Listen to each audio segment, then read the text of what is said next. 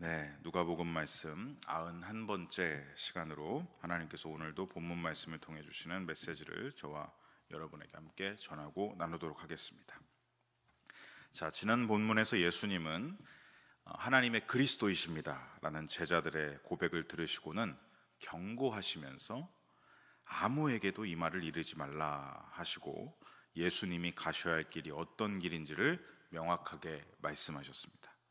유대의 사람들은 이스라엘을 다시 회복할 메시아, 탄탄대로를 걷는 왕, 새로운 다윗의 영광을 이끌어낼 메시아를 생각했지만 예수님이 가셔야 할 길은 그 길이 아니었습니다. 예수님이 가셔야 할 길은 그리스도의 길은 많은 고난을 받고 버림을 받으며 죽임을 당하는 길, 그리고 마침내 3일 만에 다시 부활하셔서 하나님 아버지의 뜻을 이루는 길임을 말씀하셨죠. 또한 예수님은 그 그리스도의 길은 당신만 가실 길이 아니라 그리스도를 따르는 제자들이, 이 땅에 수많은 예수님을 주로 고백하고 있는 그리스도인들이 뒤따라야 할 길이라는 것을 말씀하여 주셨습니다. 바로 23절 말씀이었죠. 우리 23절 말씀 함께 읽어보겠습니다. 아무든지 나를 따라오려거든 자기를 부인하고 날마다 제 십자가를 지고 나를 따를 것이니라. 날마다 자신의 옛사람을 부인하고 날마다 십자가의 세상적 가치관과 자기 자신만을 위해서 살라는 그 욕망을 십자가에 못 박는 길을 걸으라고 말씀하십니다. 그것이 십자가의 길이다라고 말씀하시죠. 그렇게 날마다 자신을 부인하고 십자가를 지고 예수님을 뒤따라갈 때 그 길의 결론에, 그 길의 도착점에 무엇이 있습니까? 예수님이 가셨던 부활 승리가 기다리고 있는 것이죠. 그 길을 따라간 제자들에게도 동일하게 부활과 승리와 영광이 있을 것이라고 말씀하고 계신 것입니다. 지난번에도 봤지만 우리 자막에도 보이시듯이 No cross, no glory입니다. 여러분, 십자가 없는 영광의 부활은 없고 부활의 영광 없는 십자가는 없습니다. 저와 여러분의 삶이 오직 주님의 나라와 그 뜻을 위해 주님을 위해서 겪게 되고 견뎌야 하고 포기되어야 하는 나의 옛사람, 세상적 가치관, 내 이익만 추구하는 그 욕망의 본성을 날마다 십자가에 못 박으시고 그리스도의 길을 끝까지 따라가는 참된 그리스도인 저와 여러분이 되기를 간절히 소망하고 축복합니다. 이렇게 예수님은 23절에서 첫 번째 그리스도인이 따라가야 할 길을 선언하셨습니다. 그리고 오늘 본문인 다음 자막이요, 오늘 본문인 24절로 27절에는 두 번째로 그 길을 따르는 사람들, 그리스도인의 길을 따르는 사람들의 삶은 어떠해야 하는가라는 것을 말씀하고 계십니다. 자, 즉 그리스도인 삶은 어떠해야 하느냐? 예수님은 여기서 두 가지 경우의 삶을 대조하시면서 그리스도인의 삶은 이러해야 한다라고 말씀하시죠. 하나는 자신을 더욱 움켜쥐는 삶과 다른 하나는 주님을 위해 자신을 내어놓는 삶을 말씀하십니다. 자, 먼저 24절 말씀 우리 함께 읽어보겠습니다. 누구든지 제 목숨을 구원하고자 하면 잃을 것이요 누구든지 나를 위하여 제 목숨을 잃으면 구원하리라. 아멘. 예수님을 따르는 길, 그리스도를 따르는 길, 우리가 이 땅에서의 신앙을 살아가면서 신앙 여정 속에서 예수님처럼 고난받고 수치를 겪어야 하는 처지에 놓일 때 그 고난과 수치를 회피하려고 하고 계속 자기 목숨, 자기의 삶, 그것을 구하고자 한다면, 자기 삶을 더욱 움켜쥐려고 한다면 자기 목숨과 삶에 집착하고 명예와 쾌락과 행복만 추구한다면 어떻게 된다는 것입니까? 그 고난과 수치의 십자가를 회피하면 오히려 그럴수록 너희들은 자기 목숨을 잃게 된다라고 말씀하십니다. 하지만 반대로 예수님 때문에 받는 고난과 수치를 인내하면, 예수님을 위해 내가 움켜졌던 것들을 기꺼이 포기하고 내려놓으면 하나님 나라를 위해 그 뜻이 이루어지는데 자신의 삶을 내어놓는다면 그는 오히려 그 목숨이 구원받게 될 것이다 라고 말씀하고 계시죠. 자, 이렇게 이 땅에서 살아가는 우리가 이 땅에서의 삶을 더욱 움켜쥐려고, 삶을 포기하지 않으려고 욕심과 욕망과 집착 가운데 살아가면 이를 것이다 라고 말씀하십니다. 여기서 이를 것이다 의 원어의 의미는 무엇이냐면 파괴시키다, 파괴하다, 멸망시키다 라는 뜻입니다. 즉 우리가 욕심과 욕망과 집착의 삶을 버리지 않고 계속해서 나아가면 나아갈수록 자신의 인생을 파멸로 몰아붙이는 거고, 자신뿐만이 아니라 이웃도 그것으로 나아가게 하고 이웃을 넘어서 세상 만물의 모든 것들을 파멸로 이끄는 것이다 라고 말씀하고 계신 것이죠. 이러한 현상을 우리는 지금 이 마지막 때에 세상 속에서 보고 있고 저녁 뉴스 시간에 계속해서 보고 있습니다. 얼마나 사람들이 강팍해지고 이기적이고 자기 자신만 알고 욕심과 욕망의 세상이 되어가는지, 그렇게 되면 되어갈수록 어떤 뉴스만 들려옵니까? 좋은 소식보다 파괴의 소식, 죽음의 소식, 파멸의 소식, 피조물의 탄식의 소리, 이런 것들이 우리 가운데 들려오는 이유가 바로 이것이죠. 너희가 자꾸 욕심과 욕망과 집착의 움켜짐을 계속해서 잡으면 결국엔 너희들도 파멸로 가고 모두가 다 파멸로 가게 된다라고 말씀하십니다. 반면에 욕심과 욕망의 집착을 버리고 예수님을 위해서, 하나님 나라를 위해서 너희 자신을 내어놓는다면 구원하리라 라고 말씀하십니다. 이 구원하리라 라는 원어의 의미는 해를 받지 않게 하다, 보전해주다, 구출해주다 라는 뜻입니다. 즉 주님을 위해서 기꺼이 자신을 내어드린 그 희생의 삶을 주님이 어떻게 하시느냐? 건지신다, 주님이 보호하신다, 주님이 보전하시겠다라는 말씀입니다. 그렇기에 예수님은 이어서 25절에 이렇게 말씀하고 계시죠. 우리 25절 말씀 함께 읽어보겠습니다. 사람이 만일 온 천하를 얻고도 무엇이 유익하리요? 사람이 이 땅에서 그렇게도 움켜쥐고 움켜쥐면서 욕심과 욕망과 집착을 다해서 온 천하를 다 얻었다고 해보자. 그런데 온 천하를 다 얻고도 자신의 인생이 파멸로 가든지 자신을 잃어버린다면 천하를 얻었다 한들 그것이 도대체 그에게 무슨 유익이 있고 무슨 소용이 있겠냐 말씀하십니다. 쉽게 말해서 세상에 있는 것들을 위해서 왜 멈추지 않는 도박을 계속하고 있느냐라는 뜻이죠. 사람이 악착같이 집착하면서 이 세상을 다 소유할 만한 돈을 가졌다고 생각해 보시죠. 그렇게 가지게 되었다고 해도 결국 종국에 자기 목숨을 잃어버린다면 죽을 때 여러분 그 돈을 단 1원 한 푼도 가져가지 못한다는 것을 우리는 익히 잘 알고 있습니다. 이 세상에서 죽음을 피한 사람은 예수님 외에는 한 사람도 없기 때문이죠. 그런데 왜 자꾸 집착하고 움켜쥐려 하고 왜 중독으로 나아가느냐? 사람들은 자꾸만 순간에만 만족하려고 하고 지금 현재만 살아가는 줄 알고 그저 이 땅에서의 삶이 다라고 생각하는, 지금만 산다고 생각하기 때문입니다. 이것은 여러분 사탄이 주는 엄청난 착각들입니다. 이 땅에서의 삶은 영원한 것이 아니라 지나가는 삶입니다. 잠깐의 나그네의 여정이고 여행을 온 것일 뿐입니다. 그 여행을 마치면 우리는 반드시 우리의 본향, 우리의 집으로 돌아갑니다. 시편 90편 1절에 하나님의 사람 모세의 기도가 이렇게 기록되어 있습니다. 함께 읽어보겠습니다. 주여, 주는 대대 우리의 거처가 되셨나이다. 아멘이시죠? 모세에게 본향은 땅이 아니라, 가나안 땅이 아니라 하나님이었습니다. 그는 120세까지 이 땅에서 살면서 온갖 고생을 하면서 그냥 인생 자체가 광야 인생이었습니다. 그렇게 인생을 살다가 고생을 다 하다가 마침내 가나안 땅이 다 보이는, 한눈에 보이는 느보산에 올랐으나 거기서 하나님의 부름을 받으면서 종국에는 가나안 땅에 들어가지 못하게 되죠.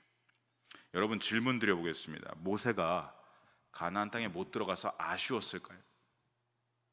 아쉬웠을까요? 정말 그 고생이란 고생은 다 했습니다.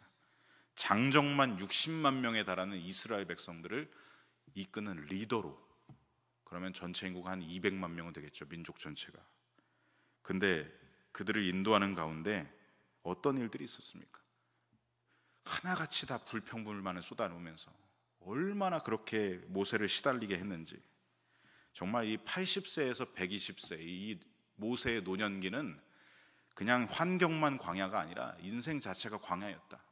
모든 고난을 다 보내고 정말 이제 그 목적지를 향해서 다 왔는데, 코앞에 지금 가나안 땅 목적지가 있는데 거기에 못 들어갔습니다. 여러분, 모세가 아쉬웠을까요? 그가 전혀 아쉬움이 없었다는 것을 우리는 알 수 있습니다. 바로 시편 90편 1절의 이 고백, 다시 한번 읽어보겠습니다.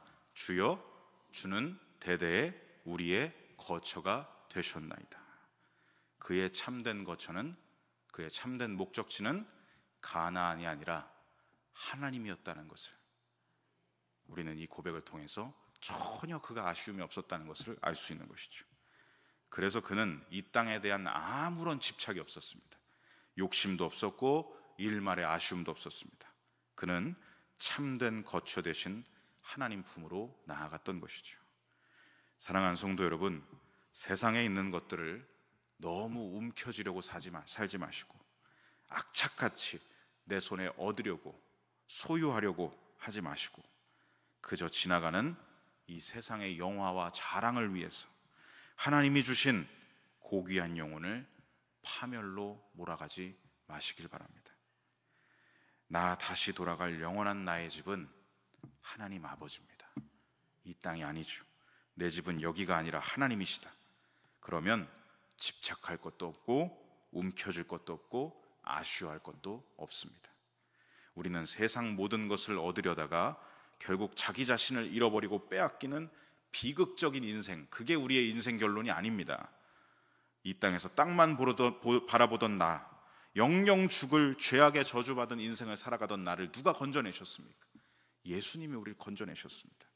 그 저주받은 운명을, 죽을 수밖에 없는 운명을 영원한 삶이 있는 영원한 거처가 되시는 하나님께로, 길이요 진리요 생명 되신 그분이 인도해 주셨습니다. 그러므로 그분과 동행하는 삶이, 이 땅에서 동행하는 삶이 참으로 복된 것이고, 그분께 내 삶을 내어 드리는 것이 진정으로 복된 인생인 것이죠. 그러므로 우리가 세상에 온통 마음과 몸을 빼앗겨서 주님과 교제하는 기쁨을 빼앗겨서는 안 될 줄로 믿습니다. 예수님은 이어서 이렇게 말씀하십니다. 26절 말씀 함께 읽어보겠습니다. 누구든지 나와 내 말을 부끄러워하면 인자도 자기와 아버지와 거룩한 천사들의 영광으로 올 때에 그 사람을 부끄러워하리라. 자, 여기서 먼저 나와 내 말을 부끄러워하면 이라고 말씀하십니다. 여러분, 예수님을 부끄러워하고 예수님의 말씀을 부끄러워한다는 것은 무엇을 의미하는 것일까요? 예수님과의 관계를 부끄러워한다는 것입니다. 예수님과의 관계를 부끄러워한다는 것은 내 인생의 우선순위가 예수님께 없다는 것을 말하는 것이죠. 내 우선순위를 예수님께 두지 않기 때문에 부끄러운 것이죠.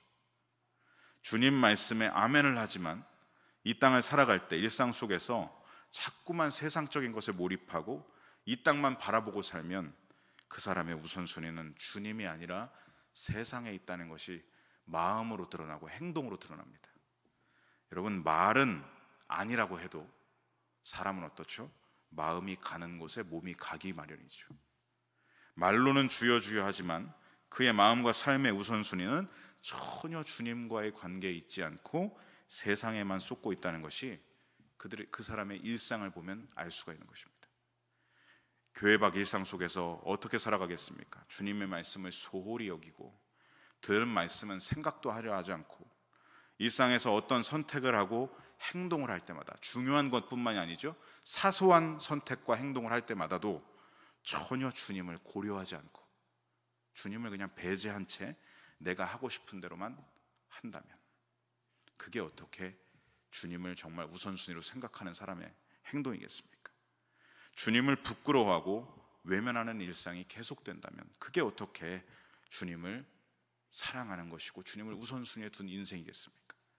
주님 말씀대로가 아니라 여전히 내 뜻대로, 주님 뜻대로가 아니라 여전히 내 생각과 내 감정이 가는 대로 언제든 주님과 주님의 말씀을 외면하고 내가 하고 싶은 대로 살아가는 것, 바로 이러한 삶이 예수님과의 관계를 부끄러워하는 삶이다라는 것이죠. 저와 여러분은 오늘 이 26절 말씀 앞에서 정말 나는 일상을 살아가면서 주님을 중요하게 생각하고 있는가? 정말 주님과 주님의 말씀이 내 모든 선택과 결정과 행동의 우선순위가 되어 있는가? 나는 오늘 주님의 말씀을 귀히 여기고 있는가? 이것을 돌아봐야 할 줄로 믿습니다. 사울왕을 아실 것입니다. 다윗을 그렇게도 죽이려고 했던 사울왕, 그가 처음부터 그렇게 질투의 화신처럼 되었을까요? 그는 주여 주여 하면서 주님을 잘 따르는 사람이었습니다. 그래서 왕으로 세워졌죠. 그런데 점점 가면 갈수록 제사를 형식적으로만 드리고 불순종을 일삼으면서 어떻게 합니까? 내 마음대로, 내 뜻대로, 심지어는 무당을 불러다가 이 전쟁이 어떻게 될지 알려달라고 입으로는 주여 주여 했습니다. 그런데 그의 마음과 행실은 다 자기 마음대로, 다 자기 뜻대로, 다 자기 감정대로 그렇게 나아가다가 결국 사울왕은 정말 오늘 말씀처럼 파멸로 나아갔죠. 여러분, 그러기 전에 내 마음과 내 뜻, 내 감정을 정말 나는 주님을 우선순위로 두고 있는지 반드시 돌아봐야 합니다. 왜냐하면 주님과 주님의 말씀을 대하는 우리의 태도가 내일 바뀌는 게 아니라 바로 지금 당장 오늘 바뀌어야 되기 때문이죠.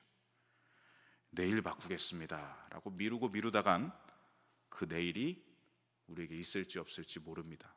죄송한 말씀이지만 내일이 우리에게 있을지 없을지 한 사람도 확신할 수 없습니다. 26절 중반절에 보시면 예수님이 하나님 나라의 영광으로 올 때에를 말씀하십니다. 재림을 말씀하시는 것이죠. 예수님이 어느 때에 다시 오실는지 우리는 알 수가 없습니다.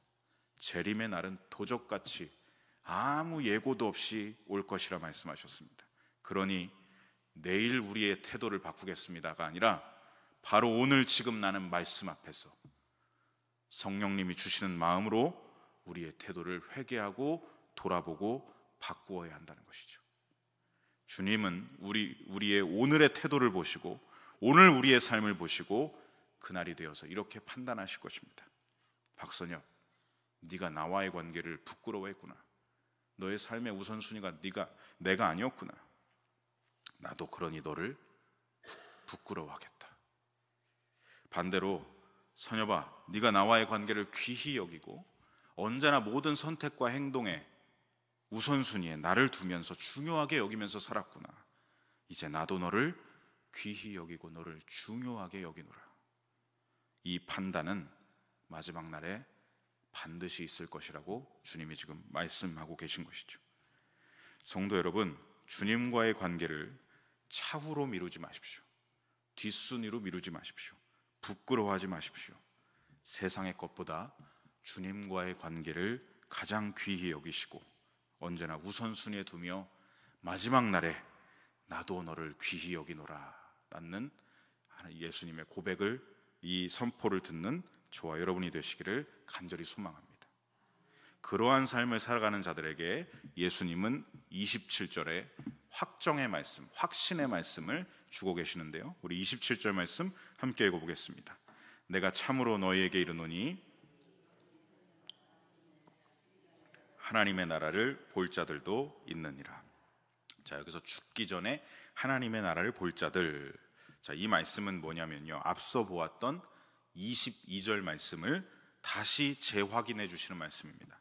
22절에서 예수님은 고난만 말씀하지 않으셨습니다.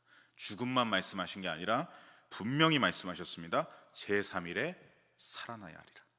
부활과 승리가 결론이다 라고 말씀하고 계시죠. 이 말씀을 고난과 죽음에 대해서는 23절에 제자들에게 적용해서 말씀하셨습니다. 너희도 같이 고난받고 죽임당할 수 있어.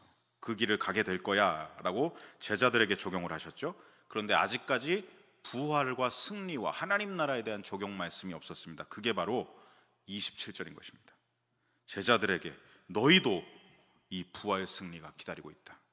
예수님의 길을 따라간 자들에겐 죽음이 기다리고 있는 것이 아니라 하나님 나라가, 부활 승리와 영광이 기다리고 있다라고 말씀하고 계신 것이죠.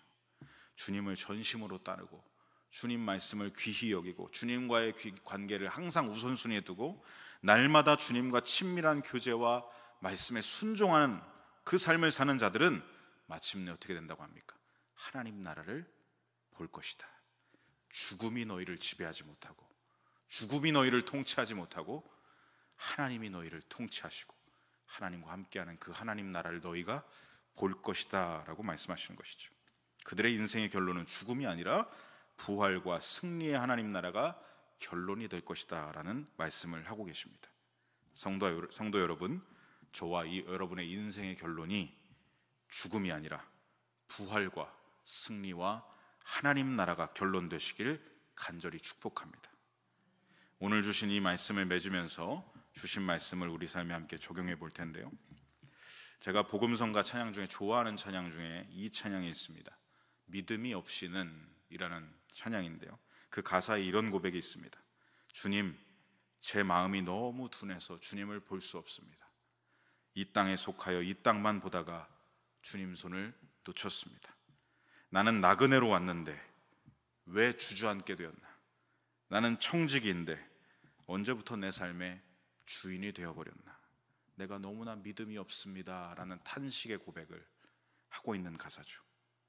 여러분, 이 탄식의 고백처럼 저와 여러분의 삶이 혹시나 이 땅에서의 삶에 너무나 익숙해져 버리고 무뎌져 있는 것은 아닌지를 돌아봐야 합니다. 마음이 너무 둔해져 버린 것, 하나님에 대해서 무감각하고 말씀에 대해서 무감각하고 둔해져 있는 것은 아닌가? 내가 주님 손 잡고 동행하고 있다고 생각을 했는데 이게 내 착각은 아니었는가? 실제로는 주님 손을 놓아버린 건 아닌가? 주여 주여 입으로 말하지만 삶의 주인이 어느새 내가 되어 있는 것은 아닌가? 여러분, 이것을 이 가사를 통해, 그리고 오늘 주신 말씀을 통해 우리는 돌아봐야 합니다. 사랑하는 성도 여러분, 우리는 이 땅에서 나그네로, 청지기로 주님이 맡기신 사명을 묵묵히 살아내다가 모세처럼 어떻게 하는 것이죠? 우리의 참된 거처 되신 하나님께 향하는 것입니다. 그러니 움켜쥐고 주인 되려 하고 집착으로 살아가지 마시고, 세상에 대한 집착과 욕심과 주인 노릇하려고 하는 이 본성은 날마다 이 십자가에 못 박혔음을 선포하시고, 이 땅에서 나그네로 주님과 동행하고 청지기로 순종하면서 부활과 승리와 하나님 나라를 향하여 나아가는 저와 여러분의 참된 신앙의 여정이 되시기를 간절히 소망하고 축복합니다.